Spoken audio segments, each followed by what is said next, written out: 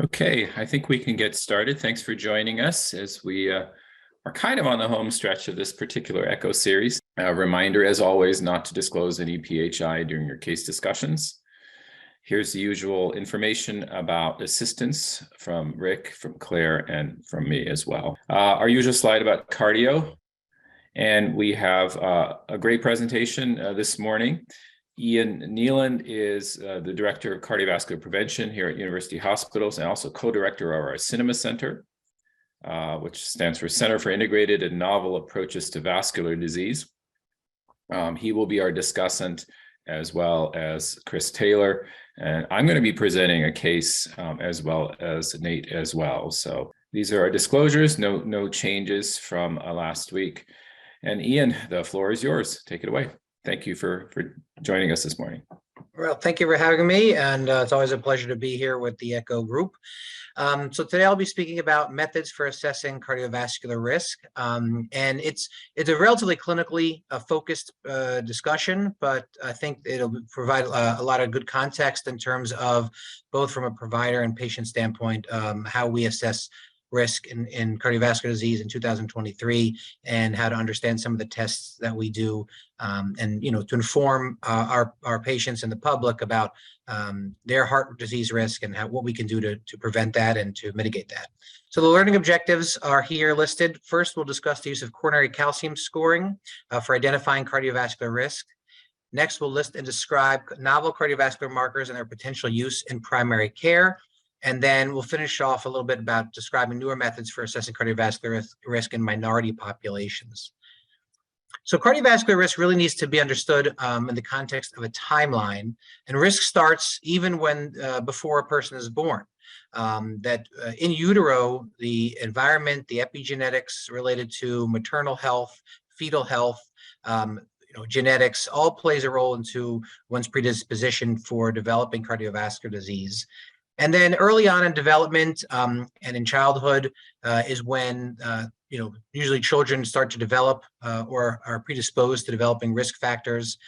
Certainly behaviors that are adverse for cardiovascular risk can become ingrained in one during, for habit, and genetic predisposition plays a role as well. And that's what we call primordial prevention. A little more familiar, I think, for the group is what we call primary and secondary prevention. So eventually when the child becomes an adult and as time goes on, develops potential risk factors for cardiovascular disease, then they may go on to progress to subclinical disease. And that's, for example, coronary artery calcium in the absence of established cardiovascular disease like a myocardial infarction, stroke, or angina is really considered to be what's called subclinical disease. And then ultimately, though that subclinical disease progresses and they develop overt cardiovascular disease manifested as MI, peripheral arterial disease, stroke, and vascular disease. And once that threshold has been reached, it no longer becomes primary prevention, but rather secondary prevention to prevent a secondary and tertiary event as we go. So I think most people are familiar with the traditional atherosclerotic cardiovascular disease risk factors. They're split into non-modifiable and modifiable types. So obviously non-modifiable would be one's age, and men 45 and older and women 55 and older generally are thought to be at higher risk for cardiovascular disease than the younger cohorts. And the difference between men and women predominantly relates to menopause, with changes in hormonal balance that promotes atherosclerosis in women who are older post-menopause. Obviously, sex plays a role. Men more apt to get coronary artery disease than women, although that gap certainly is being recognized as being smaller. And women present actually sometimes with more atypical symptoms. So it's important not to overlook that and the differences in sex by presentation as well. Race and family history and genetics also plays a role.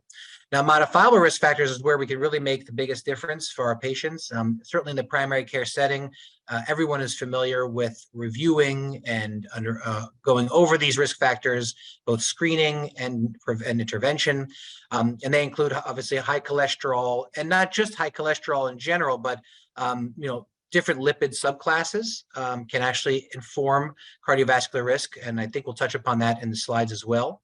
Smoking obviously is one that's certainly modifiable, and a big one: high blood pressure, diabetes, obesity, alcohol, and physical inactivity. And I probably would add to this for next time, sleep apnea or sleep disorders.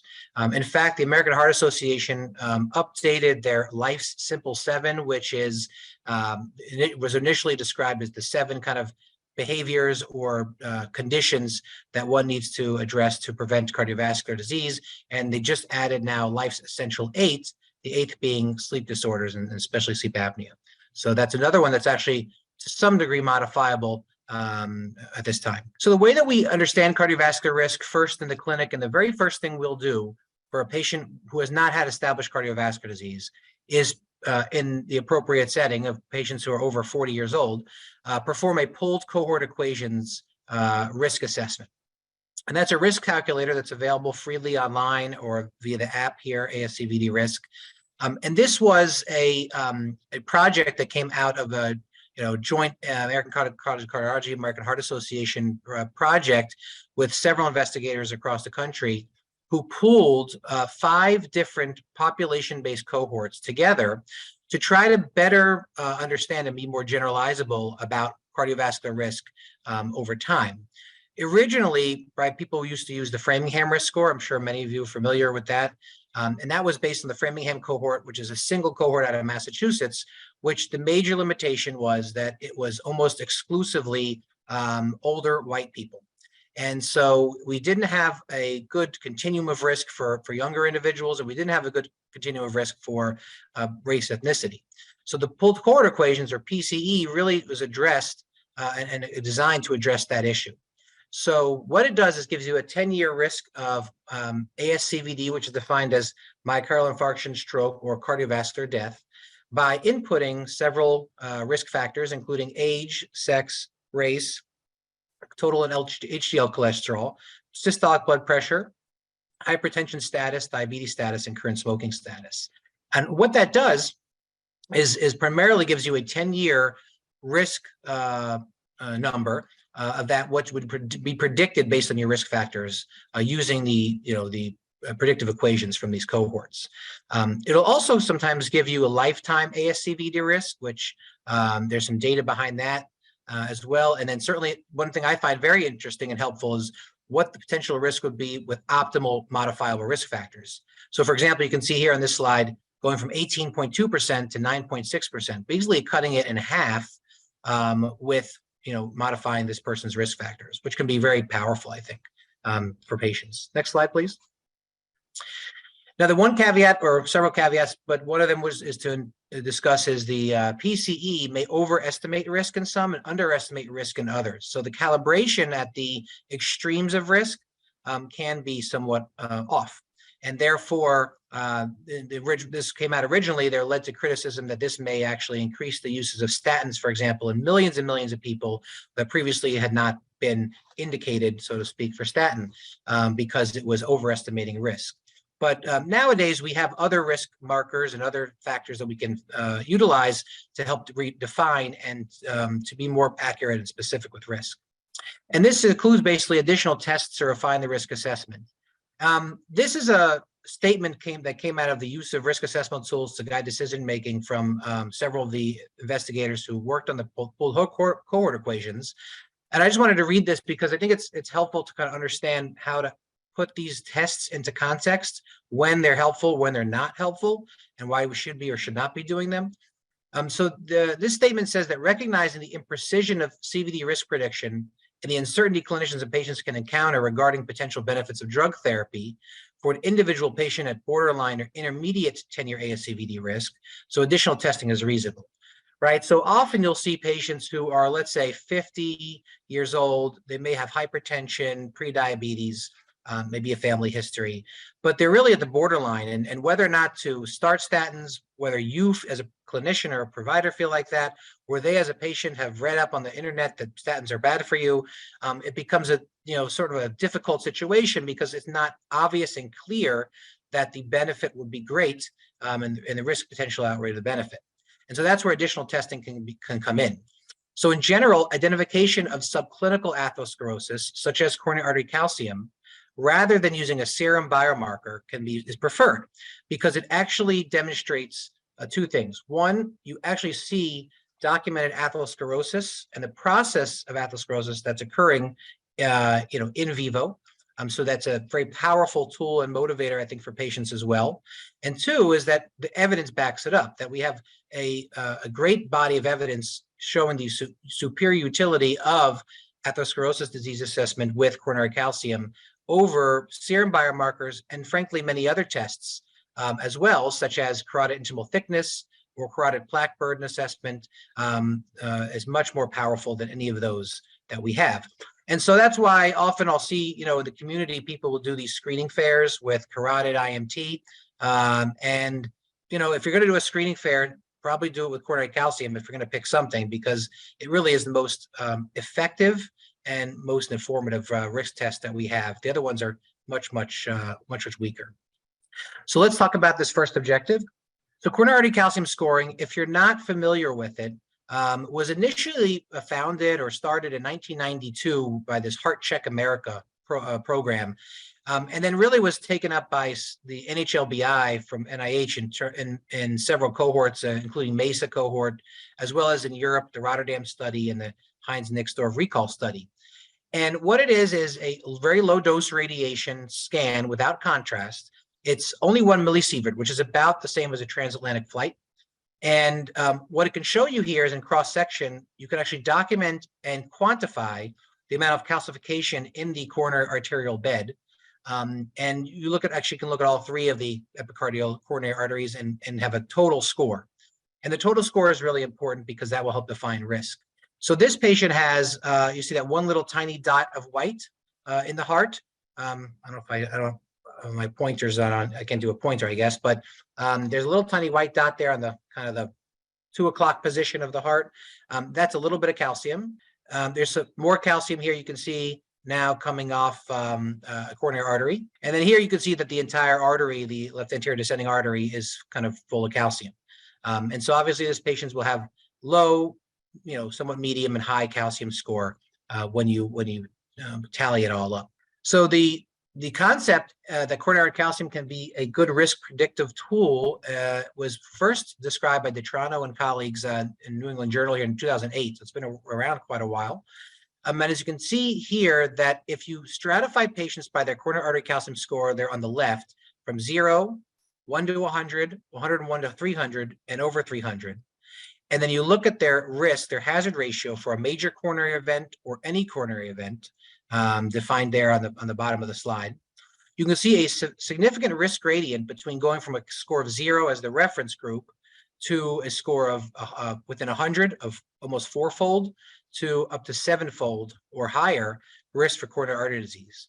So it's a very powerful risk assessment test, and the gradation of risk based on these cut points can be very helpful to tell patients and help define how aggressive one should be. This is just an example of how adding coronary calcium scoring to standard risk factors can help risk stratify and re-stratify.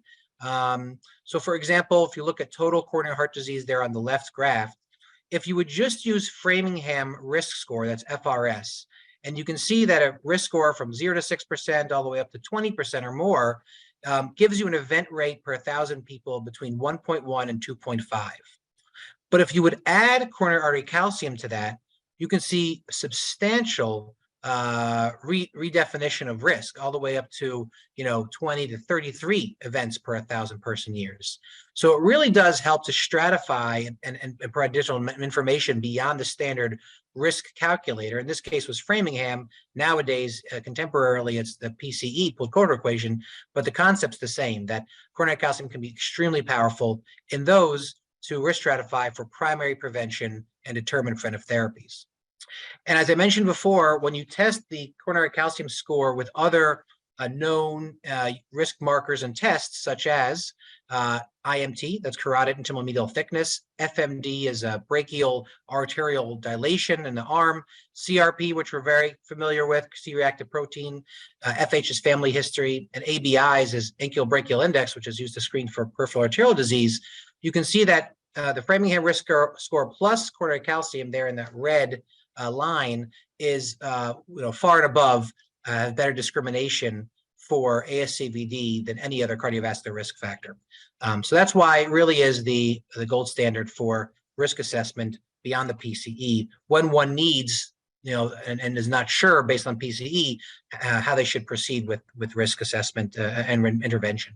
So this is kind of a rubric of how to utilize this, and we kind of talked about this a bit. So, for example, if you're there in the left-hand column and your patient's 10-year risk by the PCE is less than 5%, right? So let's say you have a young woman in her 40s with no risk factors, and so her 10-year risk may be 1%, 2%. So obviously a statin is probably not recommended in such a situation, and doing coronary calcium scoring is not recommended in such a situation because first of all, it's unlikely it's going to be elevated. Second of all, even if it is mildly elevated, it may not increase your risk, your absolute 10-year risk to the point where you would actually start a statin or aspirin or of that nature. So therefore, CAC is probably not so effective for that population. Now, again, take that with a grain of salt because there are people with other risk enhancers that we have not yet talked about that if you put those into the equation, that indeed coronary calcium may be important. So one thing, for example, would be someone with severe hypercholesterolemia, okay, that, according to guidelines, you should start a statin, but they're very young. Maybe they don't have familial hypercholesterolemia, but they have very high cholesterol. You could make a case for CAC, but then those are specific case-by-case basis. But in general, low risk, very low risk individuals should not get CAC scoring. And on the same side, all the way on the right, very high risk individuals, over 20% by the pool cohort equation, probably should also not get CAC scoring because you're going to recommend statin and other preventive therapies anyway. And the CAC score, even if it's 0, may not de-risk you to the point where you're comfortable with not doing anything. So it's really the action point is really between this intermediate risk group between 5 and 20, where coronary calcium scoring can help reclassify up or down if it's a 0, and help you determine and refine your risk. Next slide, please.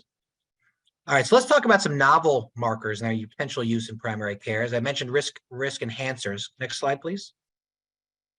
So this is a list of risk enhancing factors that is published in guidelines from the cardiology societies.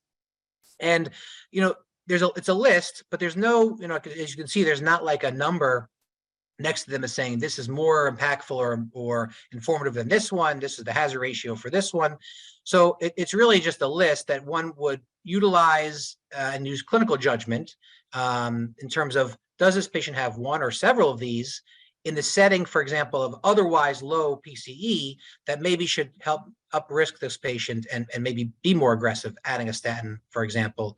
So this would be, for example, family history, especially premature ASCVD in men less than 55 and women less than 65. If they have, like I mentioned, primary hypercholesterolemia, so very elevated LDL. Metabolic syndrome obviously is a risk factor in and of itself and the components therein. Chronic kidney disease, chronic inflammatory conditions.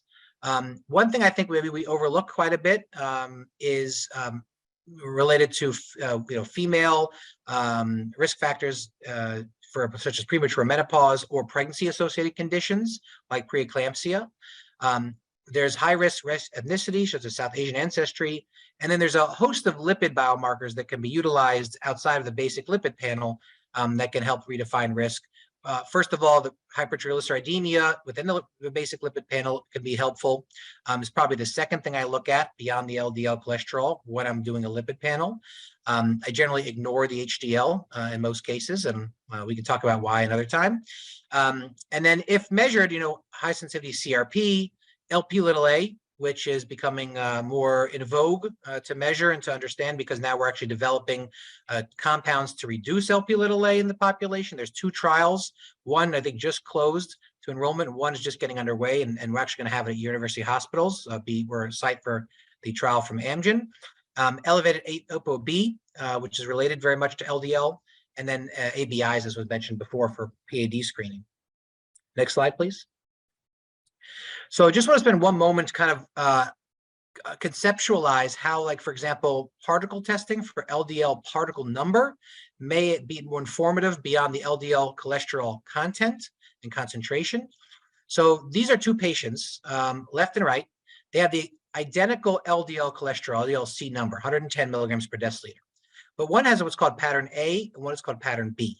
And in pattern A, you can see that the particles are large and buoyant. The particle number is relatively small because they're larger, and the ApoB within those particles is lower, as well as the non-HDL cholesterol. Whereas pattern B, where you have many more particles, they're smaller and more dense, has more ApoB and more non-HDL cholesterol. And if you look at these folks over years for cumulative incidence of ASCVD, you can see a nice stratified risk that for people who have low LDL particles, lower than the expected LDL cholesterol, the risk is actually relatively low. The concordant individuals who have, high, for example, are there in the middle. And what's interesting is that even if it's setting of low LDL cholesterol, but if you have a very high particle number, the risk can maybe actually increased. So it can be a nice way to, dig deeper and better understand one's risk beyond just the LDL cholesterol content itself. And LDL particles can be ordered, at least at university hospitals, through an NMR for a lipoprotein NMR test. You get that back. Next slide, please. And then I mentioned LP(a). I won't spend a ton of time on this, but suffice it to say that the lipoprotein(a) is a bit different than your other lipoproteins. It's got both prothrombotic and proatherosclerotic effects, and that has to do with the fact that it's similar to platelet activation moiety, and the plasma concentrations of this are almost all genetically determined. So unfortunately, you can't modify it with lifestyle or even medications that we currently have, really, except those ones that are in the pipeline, as I mentioned, and under trial investigation. And the other point of this is that there's different assays that we use. So not every place will have the same assay, and you actually cannot convert between assay 1 and assay 2. It's not a, there's not a number you can just multiply by or something. And about 20% of the population will have an LP(a) that's elevated.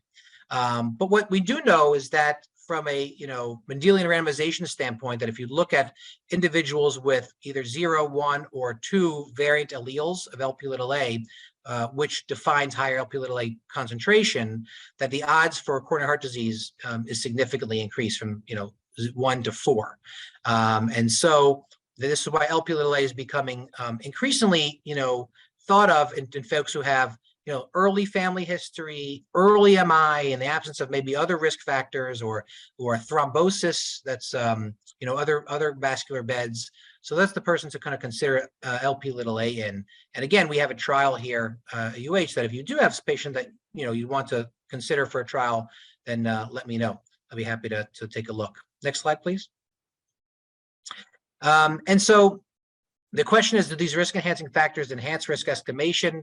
And I think the overall point of this is that you really have to consider risk-enhancing factors in the overall context in a validated model, because it's not appropriate to do is just to stack the deck. So you have like 1, 2, 3, 4, 5, and that like I said, they don't have hazard ratios connected to these, so you don't really know how 1 or 2 or 3 or 4 will influence risk. And so this particular perspective says that absent convincing evidence that these improve risk stratification, given the paucity of validated models, which you don't have.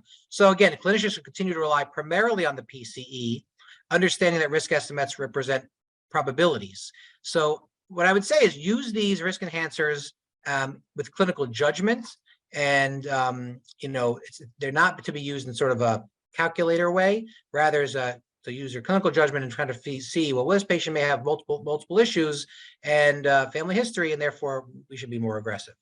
So that's just one kind of perspective on that. Next slide, please.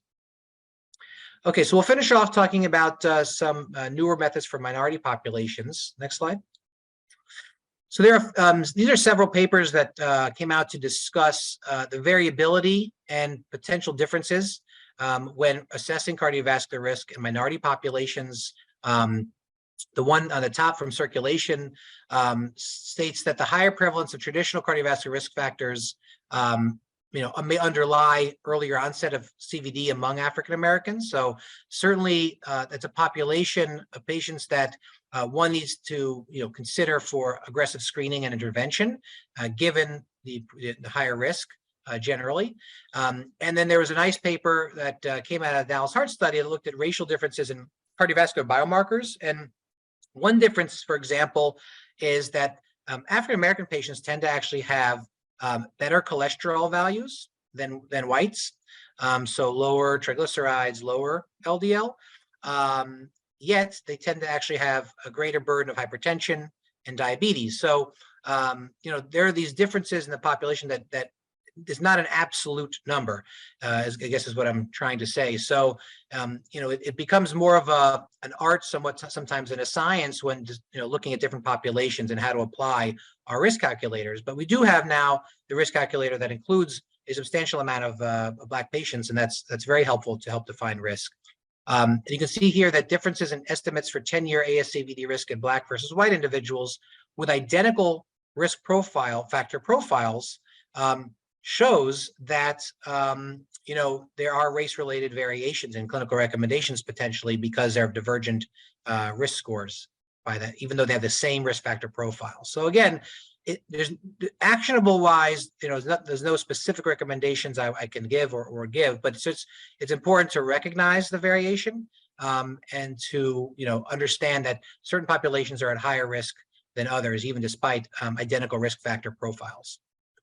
And I think that does it for today. I'm happy to take any questions and move to discussion. Thanks so much, Ian. That was terrific. Any questions for Ian before we move on to our case studies? Nate, please go ahead. I have a question regarding the coronary artery CT scores and scans. Are there any things that we know of that can cause like a false positive, if you will, or things that can basically interfere with the assessment of the measurement of the calcium in plaques that can kind of pseudo elevate the value, if you will? So for calcium score, not a coronary angiogram, for calcium score, it is what it is. Now, a couple of things I think are common. One is people always ask, calcium supplements, do they make coronary calcium higher? The answer is no. There's no data for that. And so you can, if someone needs calcium for bone health and such, it should be given. One caveat is in patients with like advanced kidney disease or ESRD, that they tend to have a lot of calcium. And it's actually unclear whether or not the burden of calcium can be reflective of the quote unquote normal population or non-CKD population, or if it's just different. So they have a lot of what's called Mockenberg calcification, or in the intermedial thickness of their arteries, and so they tend to have a high calcium burden. So, for example, some people have advocated to use calcium scoring for like risk stratification and ESRD for transplant. My own personal opinion is I would not do that because it's not as informative, right? A high calcium score may not actually describe high burden of disease in that population. So there are those caveats, but in general, in vast majority of folks, what you see is what you get, and it's pretty accurate. Now, from a coronary angiogram standpoint, that's different. That's looking with contrast dye at the arteries and to document stenosis. That's a little different because high calcium scores can actually falsely be false positive for stenosis because there's what's called blooming artifact. So the calcium looks bigger than it is and can create pseudostenosis. So that's another population that you have to, again, be weary of doing that test in someone with a very high calcium score. Ian, I just had a question about secondary prevention. It relates to, for example, people have been on statins already. I've heard, if they've been on statins for a long time, that can interfere with the CAC score. Is there any, what's the role of CAC scoring in secondary prevention? Yeah, that's a great question. So as you mentioned, when you're on a statin, so statins actually improve the quality of the plaque and decrease the instability of the plaque. And what that will do will calcify lipid-laden plaque. So often what we'll see, and this is common, is that calcium scores will increase when you're on a statin because of that fact that the plaque is stabilized and calcified and less likely to rupture and cause an MI. So once a patient has had a calcium score, by and far, I'd never repeat the score. The cases where you may repeat the score would be someone who's not on a statin, who's had a 0 in the past, it's been about 5 years, and they're in their intermediate range of risk based on the equations, and you want to re-stratify them. So then a repeat calcium score to see if now it's present is reasonable. But if someone's already on, let's say a high intensity statin and they're already getting the preventive therapies, adding a calcium score is not going to be that helpful. It often can be anxiety provoking and detrimental to someone's mental state, because they think, now I have a blockage, right? I have a stenosis, when in fact it's not what the calcium score is designed or is able to determine. So I often get a lot of patients and referrals for those worried individuals. And I think it's important when ordering a calcium score just to know why it's ordered, what it's for, what it can do and what it can't do, and to give the patient that information ahead of time, so level set and make sure they understand we're not looking for stenosis and blockage. That's a different test. We're looking for risk. We're doing risk stratification of how aggressive we need to be with statin, aspirin, antihypertensive therapies and such. Thank you, Ian. Okay, Rick, I think sorry, Nate, you have a follow-up? Go ahead. You're I have muted. one more, kind of more so related to what you were just saying in the possibility of de-escalation therapy. So say, for example, somebody that's started on a statin in their 50s and, staying on for about 10 years for like primary prevention purposes. And given that, like you said, if it can increase the plaque stabilization and pseudo elevate the coronary arterial calcium score, is it a good idea to do something like that in somebody who hasn't had an MI, and basically you're wanting to stop statin therapy? I guess my question is like, when is it a good idea to stop? And if there's any utility in using anything to figure out when that's going to happen. Yeah. So, probably as a cardiologist, I would say never stop unless you need to, but, the risk will only increase with age. So if you've decided that the patient needs, it requires statin for risk reduction based on guidelines, then stopping it's not going to be helpful. Now, if they're having side effects or issues, that's a different story. I could see the scenario where you've tried, 5 statins with multiple, dosing regimens and things, and they're still not tolerating anything, and they're intermediate risk, and you want to, kind of de-risk them with a 0. That I could see that context as being helpful. But by and large, the risk will only increase as you age. So stopping the statin just because it's a 0, when everything else would point to being indicated, I probably would hesitate to do that. Okay, we had a very nice full session today, so I'm going to turn things back to Claire, just so we stay on time, guys. Sure. So everyone should have the post-clinic survey in their email inbox. If you could please just take a moment to give us feedback, we would appreciate it. I will be sending out a contact form through our RedCap system, and this is just updating your contact information so that we have it on our end. So take a look out for that in the next week or two. It should take you 30 seconds, not a big lift at all. And then again, we do need a couple more cases. So if anyone's interested, let me know. Otherwise, thank you, Dr. Neeland. We appreciate having you this morning, and we will see everyone next week. Thanks, everyone. Have a good Thank week. you. Okay.